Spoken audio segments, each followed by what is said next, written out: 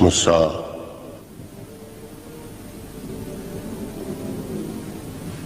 Labbay janobim. men ajdodlaring Ibrohim, Ishoq va Yoqublarning xudosiman. Xalqimning qay azoblarga dosh berayotganini ko'rdim, uning faryodini eshitdim. Uni bu zamindan olib chiqib ketib, daryolardan sut va bol oquvchi o'lkaga boshlab boraman. Men seni Misr Fir'avni huzuriga yo'llayman. Borib xalqimni Misrdan olib chiqib ket.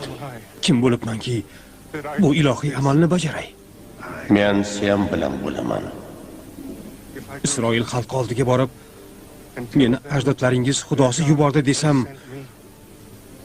bu xudoning ismi nima deb so'raydilar-ku. Nima deb javob qilaman? Men barhaqman.